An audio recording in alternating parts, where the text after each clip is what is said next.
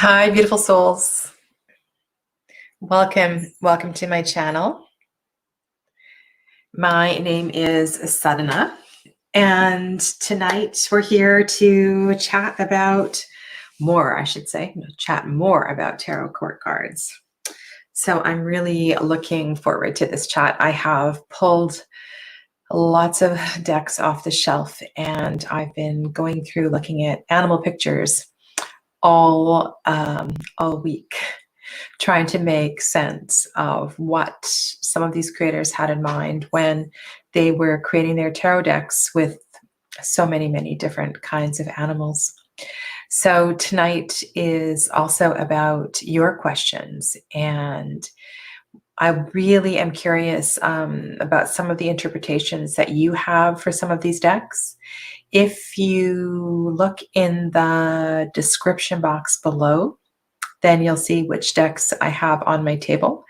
And I have all of the aces, pages, knights, queens, and kings out for pretty much all of these decks. So if there's a particular card that you want to talk about, then let me know, and I'll do my best to offer up my interpretation of that. Okay, so hi, Patrice. I don't think I've seen you before. Welcome.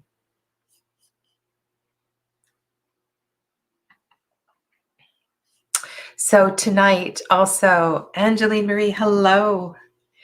I am also tonight, I've started using, I had StreamYard before, it wasn't working very well. And so tonight I'm working with different technology, and I noticed that the delay is a little bit longer than if I'm just on the YouTube web, but we'll see how that goes. So let me know if you notice any difference between the previous lives and this one and how that's going. Welcome, Brenda. Nice to have you here. How are you? How are you two doing with everything that's going on, and what part of the world are you from? I would love to know.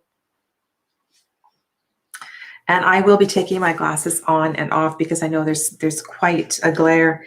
I also wanted to, I was on somebody else's live earlier yesterday, I think, and I mentioned that I received a package from Amazon, and this is one of the things that came in the package. So these are not only readers, but they are blue light glasses as well too. So they help protect your eyes from the computer. So they're pretty cool. But I see they do not look very good in the camera. Hi, Michelle. Good morning. And Shadow's Truth. Nice to have you here. Welcome. So like I said, I'm really kind of excited about what we're going to talk about tonight. And if you haven't peeked in the description box below, those are the decks that I have out here on the table. And if we spend 5 minutes on each of the piles, so we have 16 courts, right? And I have a pile of cards for each of those courts from various decks. We'll be here all night. So I want to get started. And I also want to mention that I have been reading a lot from Stephen Farmer's book this week. And this book has been a tremendous resource always with understanding the energy of animals. And it's not the only resource I have, but it's definitely one that I go to all the time. And so I thought I would start with the Bluebird. Hi, Ange. Nice to have you here. Welcome. Because I don't know if you've noticed, but I haven't used the Hush Tarot yet for any readings, and I haven't done a walkthrough of it or a review. It's still very new to my collection. And I've been just kind of exploring it and trying to get to know it. This is the Page of Cups from the Hush Tarot. And yeah, it's a great book, isn't it, Angelina? So this is the Page of Cups. The Page of Cups is flying away with I believe it's a wasp's nest or maybe a hornet's nest in her claws. And the bird is a bluebird. And in the guidebook, Jeremy Hush, the creator of the deck, talks, isn't it? It's actually kind of interesting that his name is Hush, and I feel the deck has a big hush over it. It's really kind of ironic. So he talks about the hexagon, the shape of the wasp's nest, and the hexagon shape of the wasp's nest representing the heart chakra. And so we're in the Suit of Cups. I just thought this is a really beautiful association. So I'm kind of enamored with that. And I've looked at a few of the cards in depth, but not too many of them. So I thought, well, I would go to Stephen's book and just read you something really quite amazing. So he says, so this is the page of cups. And he says, this is funny. Where is that one? I just wanted to read you one line. Call on Bluebird when you're involved with facilitating a rite of passage ceremony for girls emerging into young womanhood. I just thought that was pretty amazing that that sentence was here in this book.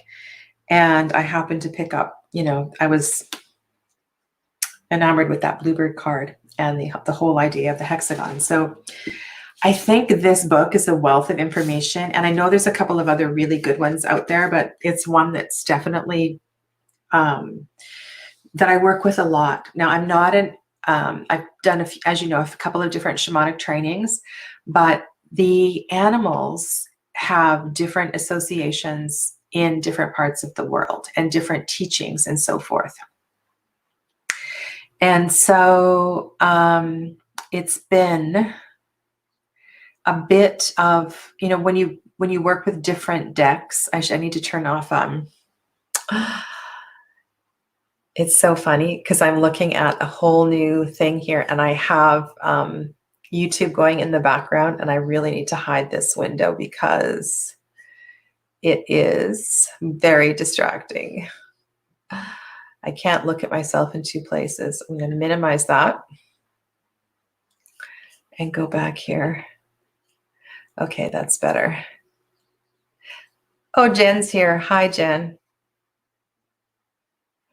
All right, you keep busy working. All right, so let's get to this because this is really very, very exciting. And I want to, so rereading guidebooks, going through Stephen Farmer's book, looking at a bazillion cards this week, trying to make sense of this, because I find that the animal court cards are the most challenging to read. They're so challenged. We have spent a lot of time going through the associations of the element and of all of the aspects of each of the 16 court cards. And then you add this other layer of the animal energy or the behavior or the habitat of the animal. And it's a whole other can of worms. So what I am going to say, especially if you are newer to reading tarot, is that you really, really need to simplify. Oh, good. Yeah, the Wildwood is amazing. And I have those cards out here tonight. Really need to simplify. And whatever that means for you. And what I did was I made a list of things that I think are, I'm going to move my water. That's very glary. That I think are really going to help me in doing a deeper study of these animal court cards. And some of these decks I know really well, and I've used them a lot, like the Wild Unknown, for example, and the Naked Heart, but others not so much. So here's my list, and you might want to jot this down. So the title is, Does the Animal Have a Season? So where you live, or the animals might not be where you live. So let's just say, does the animal have a season? Is the animal present? Which season is the animal present? I think that might affect the reading. And it might also be really good for timings if you're looking at a timing of a reading and doing a little bit of divination. Does the animal have a time of day? So you'll find in decks, there's going to be a lot of nocturnal animals. And there'll be animals that are, what's the word? I can't even think of the word, not nocturnal. Okay, so they're out during the day. So time of day might be really interesting. And some animals are much more active in the early morning, and then they seem to have a siesta in the afternoon in the heat of the day. The habitat. And that, of course, directly relates to the element. So you'll find that the habitat of the animal will, so a lot of the fire ones, the habitat will be either desert or the land will be dry, that kind of thing, right? The cup animals, generally speaking, will be water animals, but not in all cases. So for example, in Paulina Cassidy's deck, if we go to, well, let's just look at, I'm going to come back to this list because I think it's been very helpful for me in organizing for today. So if we go to the shells, for example, the Queen of Shells is a water animal, so is a seal. And the Knight of Shells is a flamingo, which partially has the air element, but that's actually really beautiful when you think about it, because what is the common symbol, the common element for all knights? At least the way I think of it. Do you guys remember? It's air. So all knights also have the element of air. So to have a watery animal that also can take flight, I think that's really brilliant. And let's see who the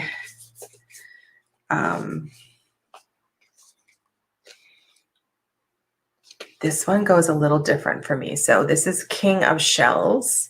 So King of Shells is the Seahorse, which is highly evolved, balanced, right? Because it's the male that births the babies.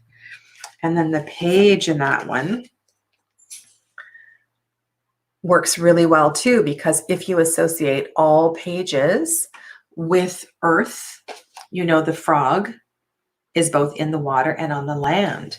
So the habitat is important on more than one level. So not only with the element of the suit, but also looking to the common element for that court. So just in review, the pages are earth, the knights are air, the queens are cups, sorry, the queens are water, and the kings are fire. So when we're looking to the King of Fire, we're looking for really, really fiery animals and a hot habitat, right? So double fire. And when we're looking to all the double doubles, we want to make sure that we don't want to make sure, but it's easier to read if that makes sense. And I'm not sure that all deck creators follow this sort of pattern. Okay, so season, time of day, habitat. But the next one I wrote down is culture or continent. And so this is kind of it's different because certain animals are treated differently in different cultures. So they may be consumed for food. They may be used as pets. They may be, I don't know, to tell you the truth, I forget why I wrote down culture. It might come to me when we get to a particular card. But there's something about, okay. I was thinking about a reference to past lives. So if an animal is connected to a certain continent and you were doing a past life reading, that might take you to that geographical location. Does that make sense? Okay. The next one is kind of a double thing, which is really two separate things. One is the historical reference. So is the animal currently living, or is it extinct? Or is the species, is it, what's the word if it's not quite extinct? It's rare, it's dying out. Is the species dying out? Because that might give you some information as well too. And I think that's something to think about. And then in some of these decks, you have mythical creatures. Or if you don't believe they're mythical creatures, they're creatures that live in the liminal space, live in another dimension. So a lot of deck creators include one or two or a few of those in a deck. So we have a lot of things to play with. The chat is really, really quiet. Are you guys just listening? Or if you have questions or you disagree or with anything that I'm saying, let me know. Okay, so season, time of day, habitat, culture, continent, historical reference. The next one is behaviors. So maybe we can just pick up a pile of cards here. Behaviors. Okay, so I picked up my pile for the Knight of Pentacles. So how does the animal act? How does it move? What does it eat? And so these are all, I'm going to show you, these are all Knights of Pentacles. Is that the Knight? Yes. So that's the Hush Tarot. Spirit Song. So we're looking here at the element of earth and the element of air. Here is Wildwood, Knight of Stones.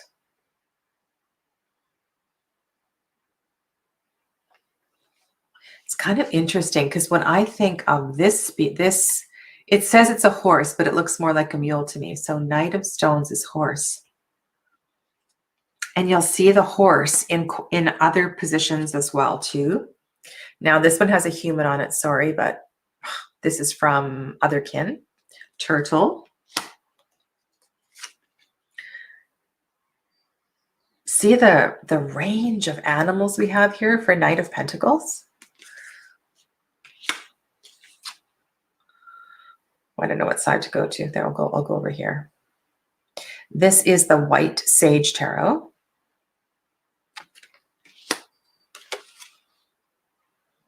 I believe every single deck I'm showing you has a different species, a different animal. Look at that. So this, I believe, is why it is so difficult, and correct me if I'm wrong, to read these animal court cards, because how many decks was that? That was 1, 2, 3, 4, 5, 6, 7, 8 decks, 8 different animals, all for the Knight of Pentacles. So let's think about the behavior of some of these animals and how they would pick up on those qualities of the Knight of Pentacles. So let's kind of go back and think about what are the qualities of the Knight of Pentacles, and do those qualities of the are those qualities of the Knight of Pentacles exhibited in the behavior of these particular animals, or in their habitat, or in their season, their culture, or their time of day. So we have all 4-legged animals, except for in the Hush, because the Hush is all birds. And we have all land animals, which I would hope, except for Hush, which is, I think, did I just say that? I might have just repeated myself. Okay, so let's think about the behavior. One of the things that's coming up here for me is that several of these animals are pack animals. they're working animals. So they're used in labor. This is something that just came to mind. So they're used on a farm, or they're used for transport. Interesting. So in the White Sage Tarot, we have, for the Pentacles, we have the elephants, which are really beautiful. I'll show you some of the other ones. So the behavior of the elephant, let's just talk about that one because that's just way too many animals to talk about. So generally speaking, there's a solidity to the animal, and they move with focus, with determination. They do stampede. They can be dangerous. They can be erratic in the wild. I mean, you don't want to disturb an elephant, but I connected before the whole idea with the elephant and the pentacles, with that deep grounded energy. And also, this is another point that I'll talk about in a minute, is the connection of the pentacles and the groundedness to the Hindu deity of Ganesha. And Ganesha is connected to the root chakra. So the elephant for me in this position works really well.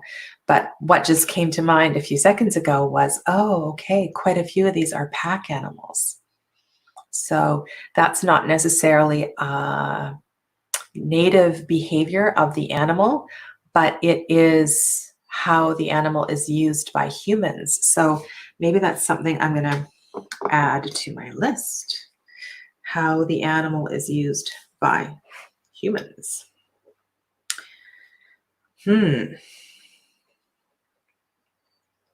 Interesting. All right, so the next one is, what about the presence of the animal in your life? Because I think when we're using an animal deck, or when animals start to appear in the tarot, so a lot of times there's animals, in little corners of all kinds of tarot decks. We see them in the backgrounds of the scenes of the tarot cards. And I find that sometimes those animals tend to come forward in a reading. Like I'd never seen, for example, a mouse in a particular card. And then I'm doing a reading and it's like, oh, I just saw a mouse cross my path over there when I was bringing Amber home from the walk. And I've never seen a mouse in this neighborhood before because we have so many cats. There's so many mousers in the neighborhood. But there was a reason I needed to see that mouse. And I came home and I got out my blue book and I looked up about the mouse. And then later that day, I was doing a reading for myself or my daughter who was with me on that walk. And sure enough, there was a couple of mice in these various tarot cards that came up in the reading. So the presence of the animal in your environment can be, can really play into the reading as well too. So it might, maybe you're not noticing it, but it comes up in the reading and then you start to see it more and more. So that kind of thing can happen. Hello, Amber. I better open the screen because Amber's not happy. You coming? Want to come in? Come in. It's okay. Come in. Lie down. Okay. So the next one is adaptation of the species. Oh, we don't want that. Amber, you can't bark, baby. Come here. Come here. So when I'm thinking of the adaptation of the species, I was talking about the frog earlier, but here is the Page of Wands from the Wildwood Tarot, the stoat, which is not an animal I am familiar with at all. So I'm assuming the behavior is a bit like a ferret or a weasel, or there's a few different animals like this, like a muskrat, that live both above ground and underground as well too. So they live in two habitats, just like I was talking about the frog. And that's kind of interesting because this little critter here, and I'm going to pick up this whole pile in a second, I've just got Amber's collar, looks really, really feisty to me. I can see a lot of behaviors of the Page of Wands here. The fact that the stoat is hanging out on the edge of the cliff. And to me, that is a very common behavior for a Page of Wands, that kind of risk-taking, fun, playful energy. I just read Jen's comment. Yeah. So there's quite a few kids in my neighborhood, and because where I'm located in my house, yeah, it's at the front window of the house. And so there's lots of kids walking by. Yes, she's just having her say. So let's look at some of these playful Pages of Wands. And now I have the Sun issue again, so I'm going to hold them back a little bit. So this is Spirit Song, the Page of Acorns. This is a really interesting species of monkey, isn't it? With the pointed ears. I have no idea what species of monkey that is. And this one, this is Otherkin. This reminds me of Mr. Toad. Have you read Wind in the Willows? And that kind of naughty little, Mr. Toad has got that, I mean, it's been years since I've read it, but what I remember of that character is very naughty and sometimes mean.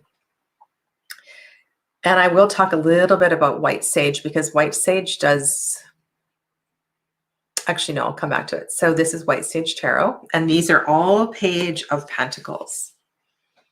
This is Naked Heart. And again, look at all these different species we have. This is Wild Unknown. Surprised we haven't seen more foxes. And then we have the stoat. Now you want to go. All right, you go. You stay or you go. You can't be in and out. Can one of you girls come and take her, please? I don't know what you want, babe. Okay. So I just have been really having fun looking at all these different categories. So that the last one was adaptation of the species and the different places that the species can live or sleep or play. And so these are all things that, until I actually pulled out all these decks and decided I was going to do this topic, some of these things I didn't really think about. The next one, which I mentioned a second ago, is the association with a deity. And if you think about, for example, there's quite a few swans in some of these cards. And so this, in the Hindu pantheon, so the goddess Saraswati is associated with the swan. I mentioned already that the elephant, the relationship. So the goddess Saraswati with the swan, which would be connected to the voice, to the element of sound, and Ganesha to the root chakra, to the elephant. And then the one that came up for me was Durga. So Durga, or Durga, depending on how you say her name, is often sitting on a tiger or a lion. And the animal is representing her, showing her strength and her perseverance and many, many other qualities. So if you are aware of the association of an animal with a certain god or goddess, and this could be from Roman mythology or Greek mythology, or, I mean, lots of different sources that we could draw from, that might really help you to zone in on something when you're doing a reading. So you are so needy. You are so needy. We just had a long, long walk in the forest. She ran for, I don't know how many kilometers. Bye, Brenda. And yeah, and she's had her supper. You know I'm talking about you. Yes, you do. So, okay. So association with the deity. And then the last thing I wrote down was, look at the art. There is so much to be seen within the art itself. And so let's just go through some of these piles because they are, stop it. They're really, really something. Okay, I'm going to go mainly to the Suit of Swords because I looked at quite a few things with the Suit of Swords in various books. Yeah, those eyes are really something. So Suit of Swords is air, right? So you would think in the Suit of Swords that we have a lot of flying animals, right? But we don't actually. I would say it's half and half. So here's Spirit Song with a lion. These are King of Swords that we're looking at. And I'm just going to put these into two piles. So that's one. Hush is a pheasant. Hi, Jane. White Sage is a cat. I'm going to put that one to the back. Wild Unknown is a bird. Otherkin is a bird. So air. Wildwood is a kingfisher. Naked Heart is a wild cat. And this one, which is known by two names, Animal Wisdom, is an eagle. I apologize for the up and down. I'm going to try to let doggy out. Okay, you go. Go. Out you go. Out you go.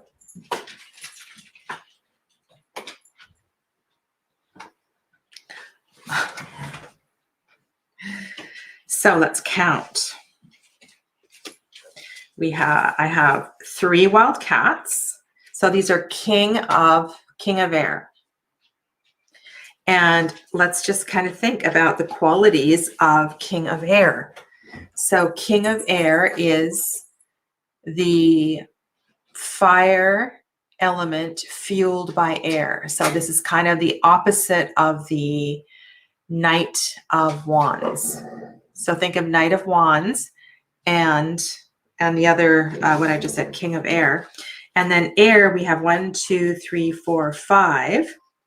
So these 5 cards are all birds. So why would one deck creator stick with birds and other deck creators go with cats? And of course, there are other animal associations too. But generally speaking, these are the 2 most common ones for the Suit of Air. So Suit of Air has to do with intellect, communication. So I'm thinking, why don't we have dolphins here? Aren't dolphins and whales known for great communication, sonar communication? That's kind of interesting. So I'm just thinking out loud here, right? Really, really, what's your take on that? Right? So do you, and I'm going to have to completely change my location. Turn those around for you, right? So which one do you connect with more? King of Air as a bird of flight, or King of Air as a wild cat? Oh, great hunters. Okay, are all of these great hunters? They are. They are. Yay, Ange. Okay, so what does it mean to be a great hunter? What are the qualities of a great hunter? Do the qualities of a great hunter fit the everything that we've talked about for the king of air? It's really, okay, I'm going to leave you with that because there's quite a few other ones I want to go to, but really good food for thought. And then we go to the queen of air. We have a bat. And so this is the sonar that I was talking about. So the bat definitely fits in there. Keen eyesight, good. And we have, wow. So we have the bat, and then we have 1, 2, 3. That one doesn't really count. I'm going to talk about the hush in a second because there's a really interesting quality of the queens in the hush tarot, which I love. So we have 4 birds for the queen of swords.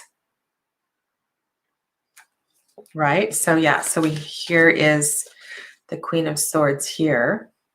So remember I was talking about the voice and Saraswati. So what is it in the wildwood? Oh, so in the wildwood, no, the swans are associated with water in the wildwood. And here the swans are associated with, and in this deck, the swan is associated with air. But that works for me because I'm thinking of the goddess Saraswati and the connection with the voice. So what else do you associate with queens of, these are all queens of swords.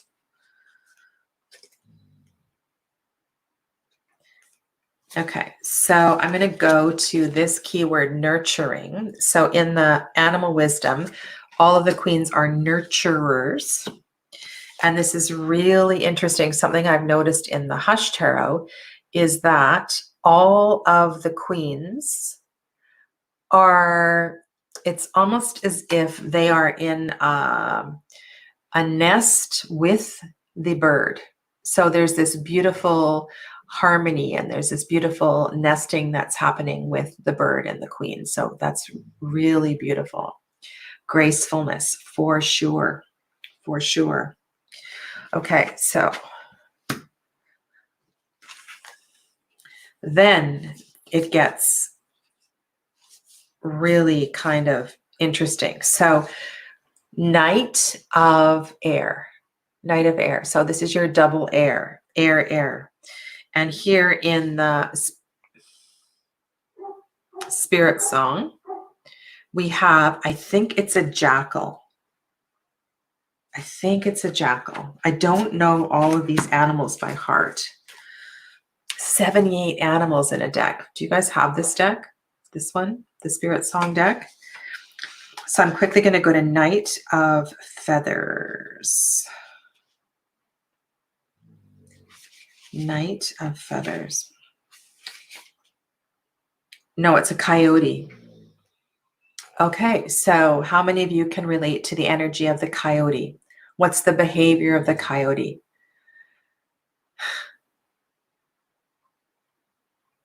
Right? Think about that. What's the behavior of the coyote? Are they in your environment?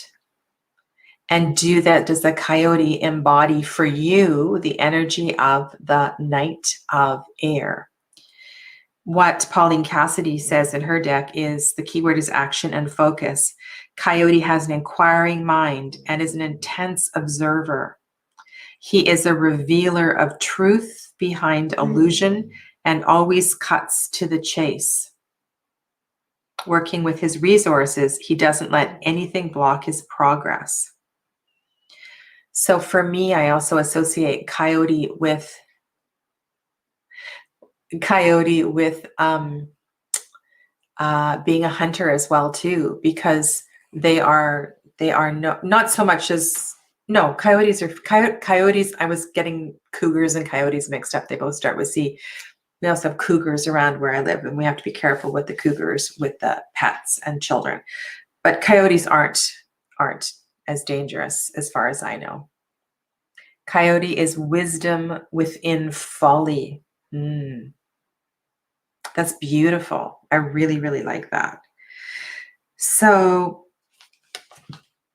I really think there is a strength in taking your time with an animal deck and really getting to know the animal deck from the eye of the creator, because each of these creators have so many subtle messages in the deck, and if you miss it, you might miss the intention behind the card.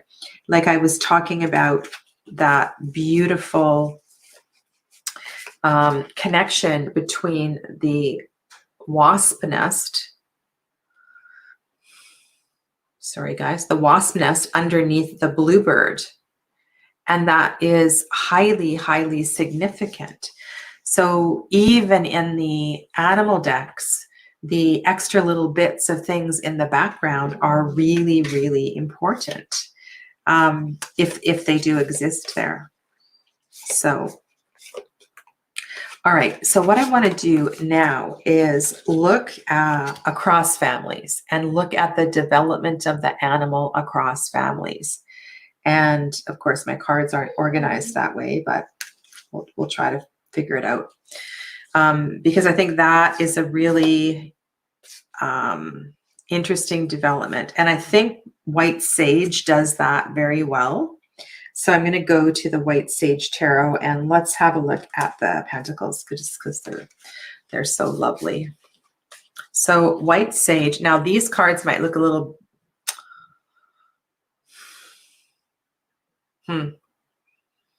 I might need to just pick a more colorful deck so you can see what would be my second choice that does the development across this. Okay, I'm going to go to Naked Heart. It's a little more saturated. So let's pick a suit in Naked Heart. Let's do the Cups, because I like the whales. The whales are so special.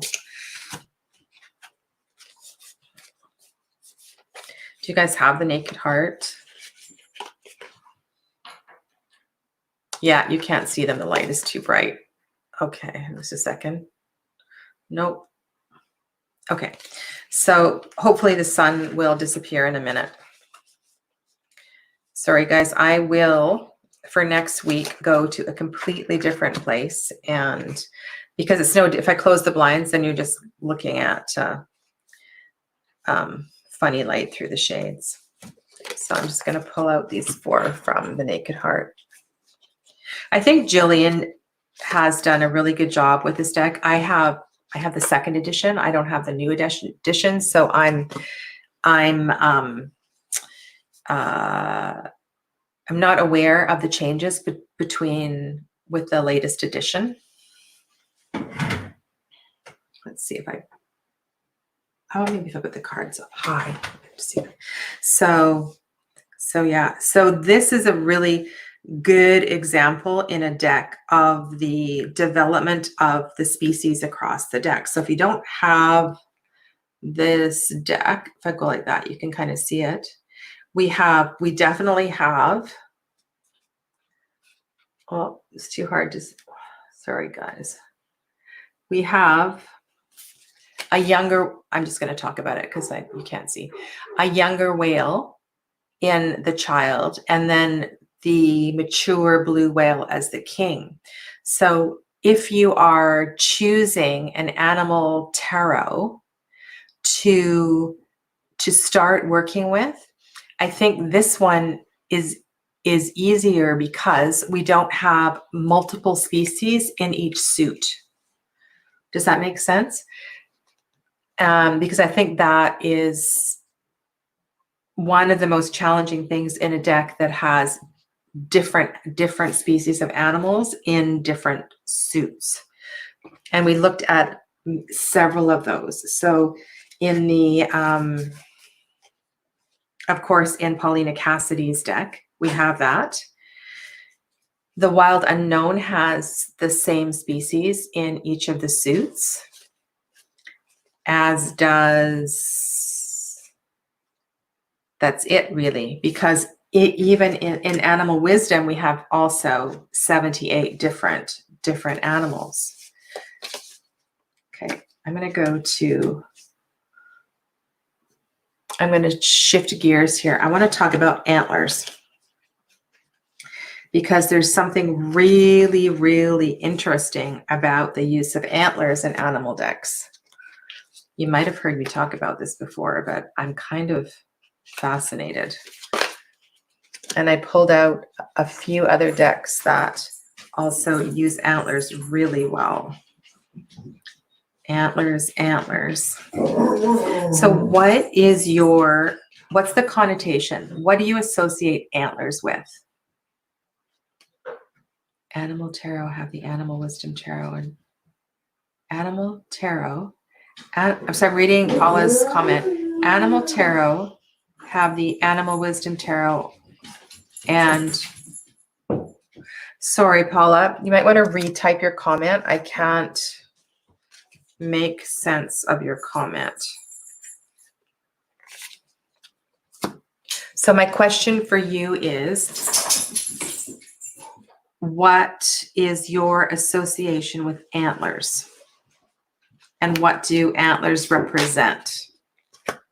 Because I think this is a really one of the most well done symbols in a lot of these decks. Like I think the deck creators who have seen this and used it have really nailed this well. Okay, so I think I've got all the antler cards out. Oh, the Tarot Familiar. Yeah, I don't have that one. And of course, there's so many decks, animal decks that I'm not showing you today as well too. So this particular question is partially inspired by the Ostara Tarot. And if you are familiar with the Ostara, I don't know what language I'm speaking, that each of the court cards is associated with a particular animal. And for the kings, we have antlers. And there is a particular energy in all of the antlers of the kings. This, maybe you can see now. You can see now. Yay! This is the King of Pentacles. And they all have antlers. This is the King of Swords. Whoops.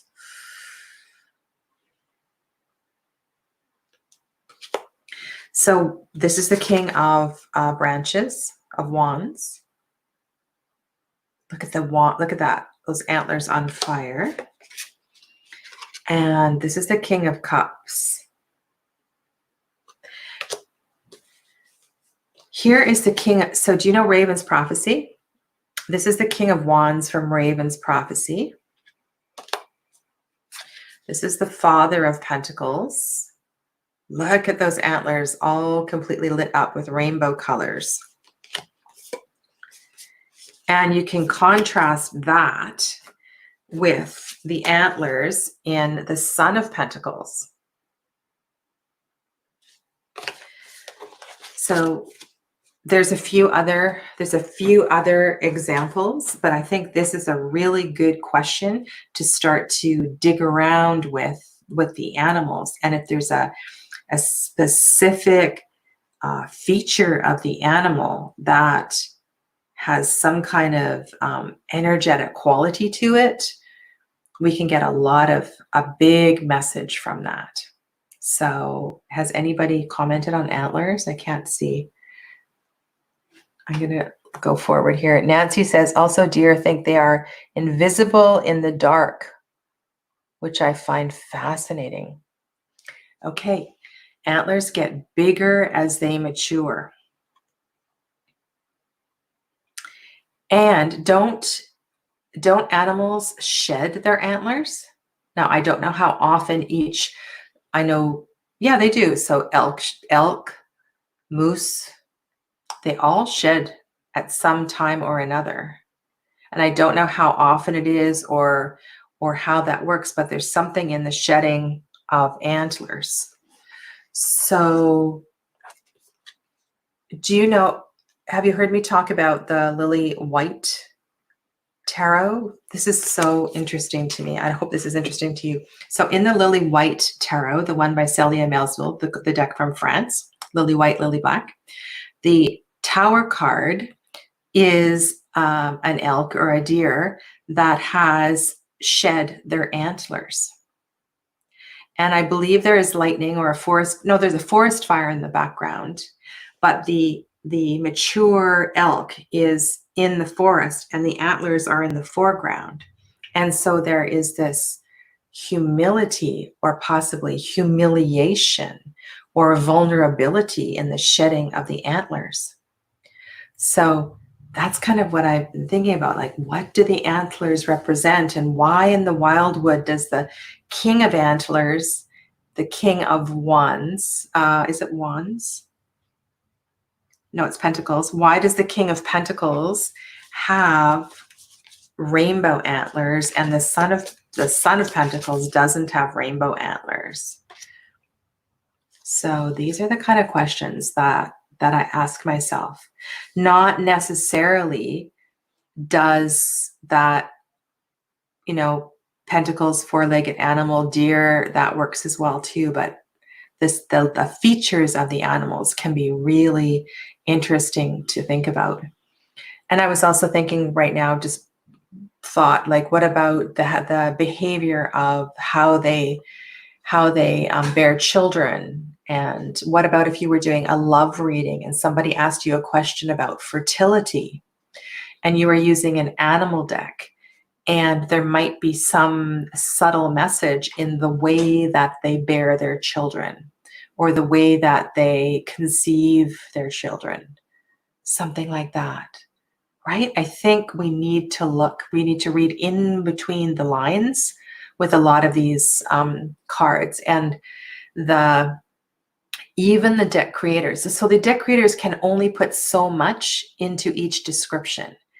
And I think they don't put a lot more than is there, because it's too much information. But if you really, really love a particular animal deck and you take your time to get to know it and start to ask these kind of questions, I think a lot can be revealed. I'm just going to go back in the chat and see what Nancy said. If deer get spooked, they will actually run amok and catch their antlers, and it can kill them. So they are very sensitive. We have to be gentle in their environment. That's really, wow, I didn't know that. Good to know. Each year of age adds a branch to the antler and regrowth, much like a tree, right? So isn't that fascinating? More power with age. And Paula says, New Zealand Naturally Tarot is another animal deck. Okay, so that's a really good thing that we can talk about tonight too, is animal decks that I haven't shown you that do a good job with kind of, because why would you use an animal deck as opposed to a non-animal deck? I think that's kind of a good question to ask. Why? Oh, maybe you just have it because you like the pictures and you love animals. But if you're actually purchasing the deck to do tarot readings, why would you use an animal deck as opposed to a deck with humans, or mainly humans? What's your motivation for doing that? So I can think of a couple. One reason I bought Spirit Song is to do readings. Well, I bought it for an 11-year-old child who was coming for readings. And we were doing a lot. She was having, doing psychic experiences. And I was using the Spirit Song Tarot to work with her. And it just felt like a really gentle, nourishing kind of deck. But what are some other reasons that you would choose an animal deck over a non-animal deck? I want to know. I want to know. Okay, and then I'm going to pull over one other deck, which we haven't looked at all.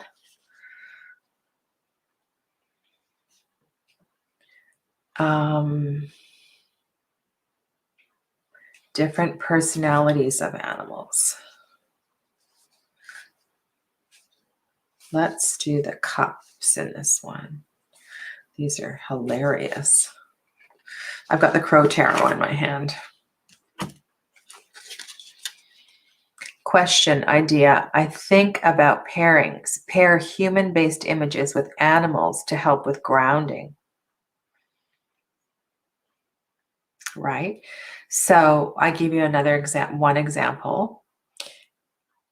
What about using an animal deck because some of the human, it's so funny to say the human decks, some of the human decks are a little too straightforward. So maybe you're doing a reading where the question is very, very sensitive, or the issue or the person is very raw.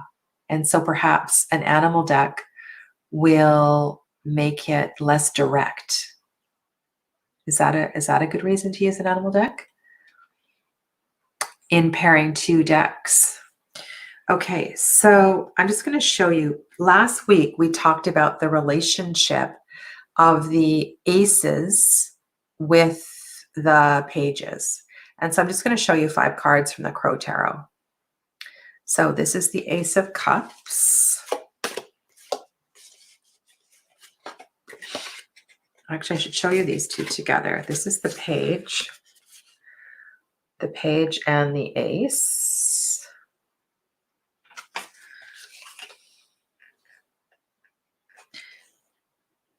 And you know, it is the same goblet. And so in the ace, the water is overflowing out of the goblet, out of the chalice. And it's almost as if the page put their beak in and pulled out the shark. What is your take on this? Why is there a shark in the cup? I know usually there's a fish, but why did MJ choose a shark instead of a fish?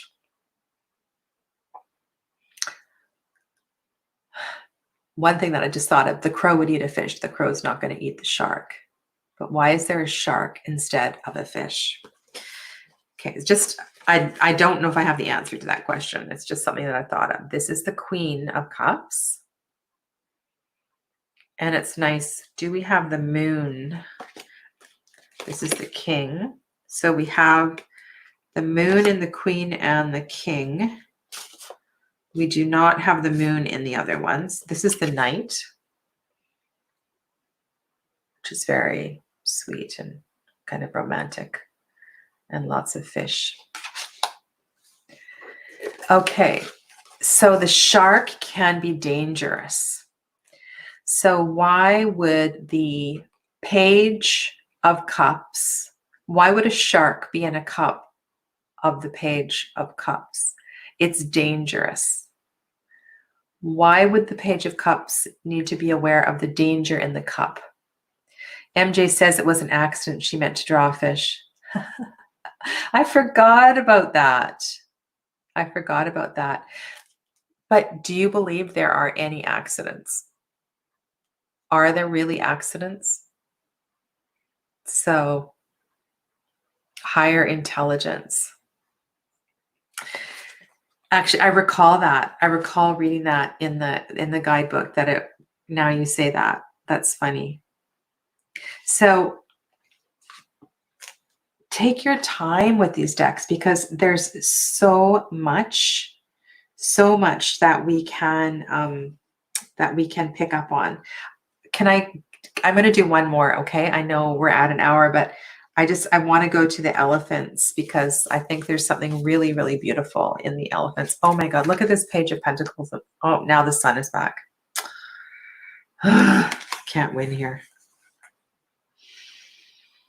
I know I said this last week and I moved my table way, way back, but it didn't make a difference. So I'll find a new location for next Thursday.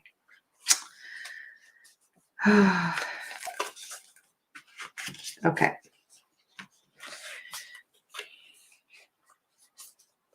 The reason I like to be here is I can actually plug my laptop into the modem, and then I know for sure there won't be any glitching. Oh, this Queen of, we need to look at this pile, I think. Queen of Pentacles. So I'm going to look at the Mother of Earth pile as well too before I sign off tonight. And I wanted to tell you also about a couple of things. Oh, let's talk about this. Oh, this is a good one. This is so good. Okay. Do you know why? No, I can't even see the chat at all. Do you know why the elephant trainers put a stick in the trunk of the elephant? Do you know why they're often carrying something in their trunk? Have you heard this before, or have you read anything about this? The reason I'm asking you was because when I read Jeremy's guidebook about this particular king, so this is the King of Pentacles. The King of Pentacles is an owl, and the owl is carrying a cuckoo clock with a skull in it. This is a really, have you guys worked with this deck? This deck is loaded with symbols and kind of creepy underlying things that need to be, I don't know, it's going to take me a while to digest this deck.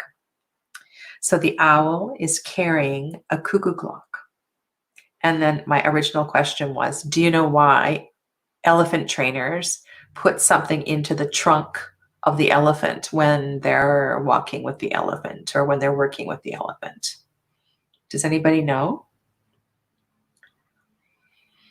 No? Do you care? It's actually really interesting. And so animals can be easily distracted. So if you parade an elephant through like through a marketplace, or you're taking it through a crowded place on the way to the temple, sometimes they do things at the temples with the elephants, then if they have a piece of bamboo or something in their trunk, then that animal, all that animal's focus is going to be on that piece of bamboo in their trunk. And what Jeremy described in the Hush Tarot for this card was something very similar. It's like carrying that cuckoo clock creates, I'm actually going to read it for you. It's totally bizarre, but it reminded me of that elephant story. I have a couple questions about this deck. So he says, the owl is a symbol of wisdom. It clutches the cuckoo as a way to stay focused on the path ahead. And that's why I was thinking of the elephants and the elephant trainers. So the reason he's carrying the cuckoo clock is to stay focused on the path ahead. All the mischievous mice and fireflies are distractions that are put aside. The skull rests within the clock as a reminder of what needs to be done as time ticks on until the end. Doo-doo-doo-doo. Like I said, there's some creepy stuff in this deck. So I thought that was really interesting. I'm fascinated.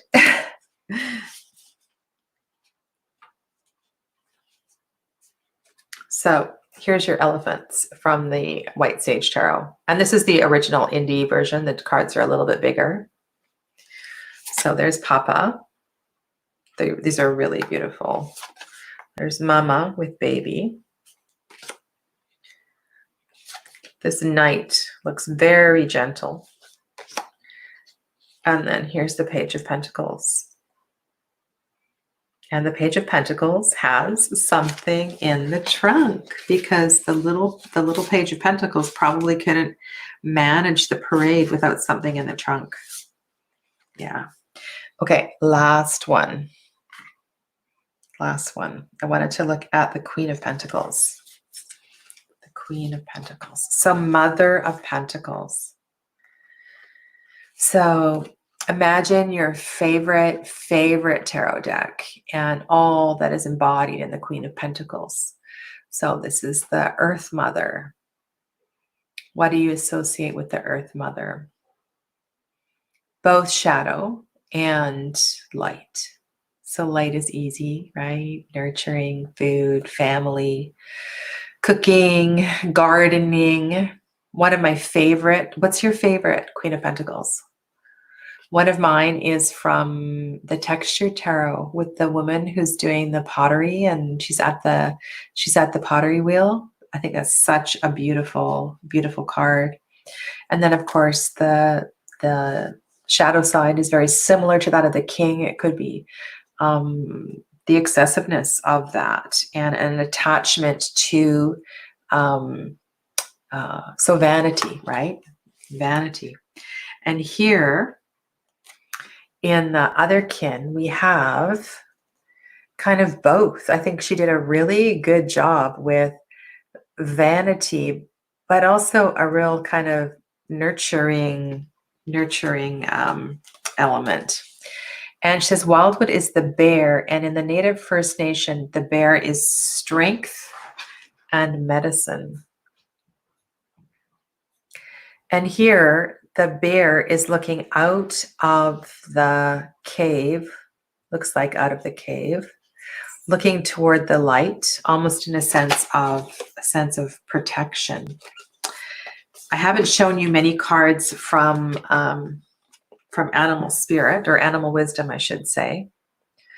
This one has got me scratching my head. Pig, nurturer of fossils.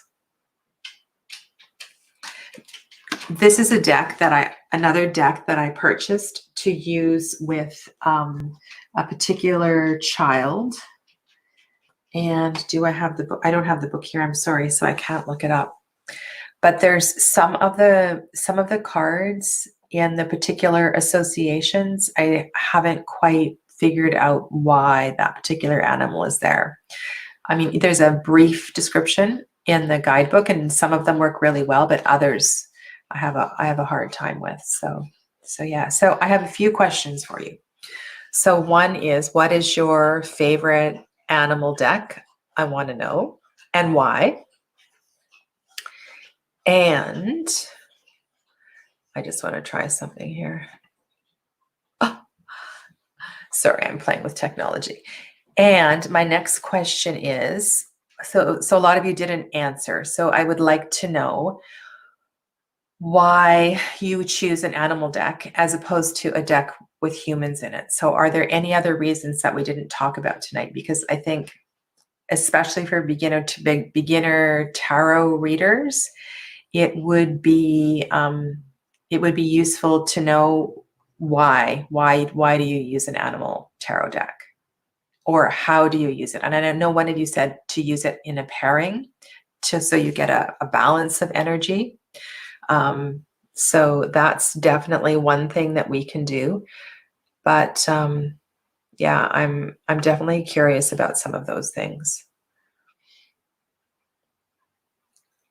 In the Ojibwe language,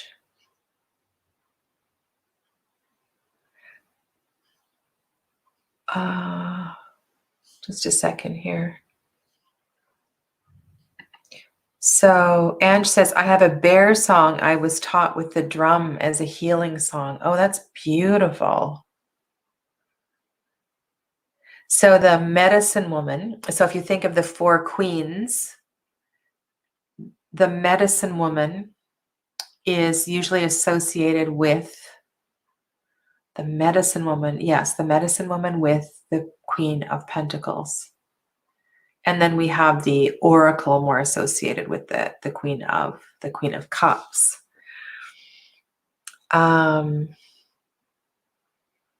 Okay, so Nancy likes Animal Mundi.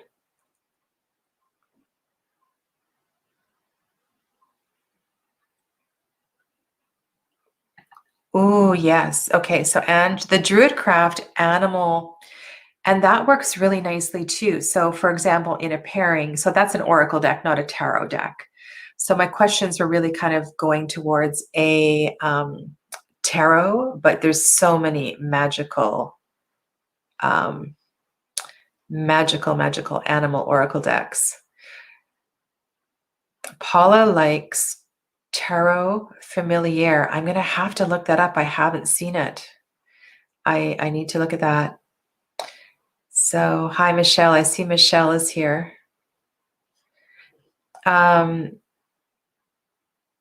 Animal Totem Tarot and Crow Tarot. I'm drawn to the animal decks due to my deep affinity for animals. They speak to me.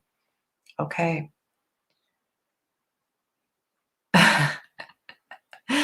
Jen can't pick one. Pagan cats. Ooh, that's one I don't have. I don't have any cat decks, and I know cat lovers out there love their cat decks. I have the Way of the Panda Tarot.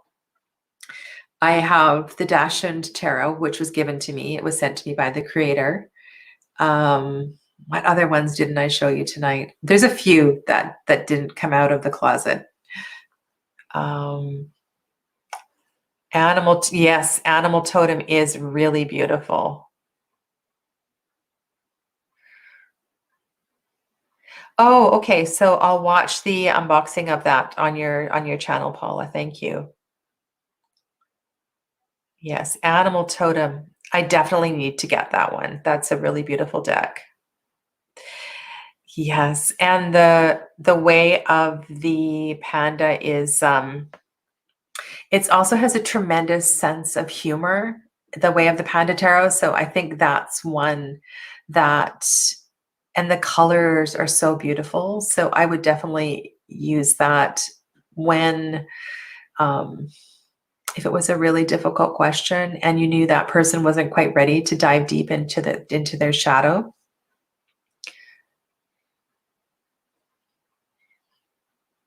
Shadowscapes. Yes. Shadowscapes has a really beautiful connection to animals throughout the tarot. And I love pairing that with animal oracle decks, particularly the Kitsune Foxfire Oracle. I think that's a great, great pairing.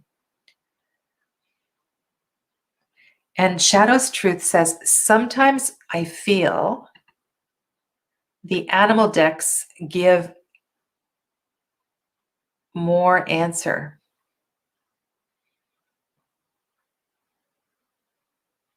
Okay. Oh, direct. So she says direct answer. That's really interesting. Okay. So this is all really good food for thought, but I'm just going to go through that list that I kind of came up with if that is helpful for you. So does the animal have a season, a time of day? Have a look at their habitat. The culture and continent. So I was referring back to past lives. So if you're doing a past life reading, that might be important. If there's any historical references, so if it's an extinct animal, or if the animal is, if the species is dying out, maybe that has some kind of message. Behaviors. Oh, we didn't talk about senses. So which senses are strongest? We talked a little bit about sight. So other animals have a stronger sense of smell, or they don't, or their sense of sight is through hearing. So the senses might really play in. I put that in the behavior column. And also, are they solitary creatures? So what if you were doing a love reading and the cards that the animals that came up were all solitary creatures, right? How would you deliver that message? That might be really, really interesting. The presence of the animal in your life,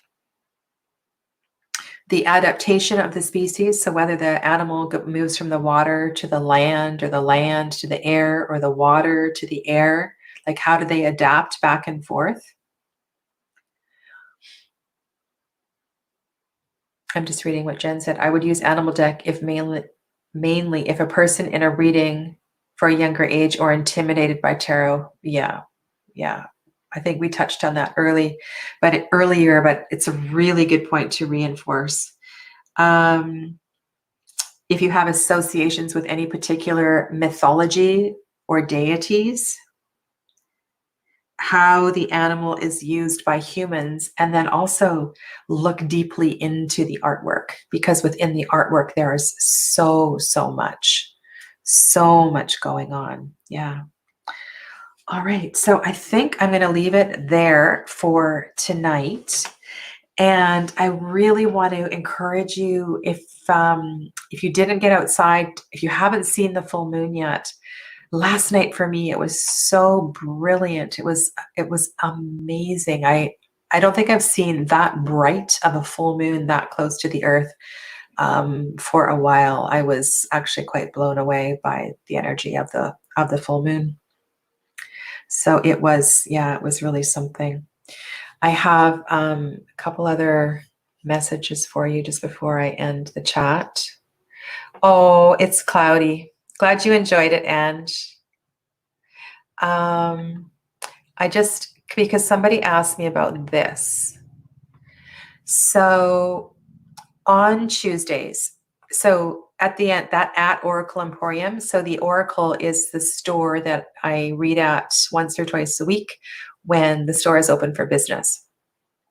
And so that store has a Facebook page, and their handle is at Oracle Emporium. And on Tuesdays, we do a psychic panel, and there's 4 or 5 of us in the psychic panel. And if you chime in right at 11:11, your question's going to get answered for sure, because the chat is not that busy. If you chime in, it's only half an hour long. But if you happen to be around, that's one way to find me. So, Amber Rose. Amber, that's enough. Amber's saying goodbye. Amber's saying goodbye. So I'm going to sign off. I can't compete with her. I want to wish you well and enjoy the last 24 hours or so with the full moon energy. I know I was always taught 72 hours around the full moon. There's lots of energy, full moon energy to be with. So enjoy her energy and stay well, my friends. Namaste. I'll see you next Thursday.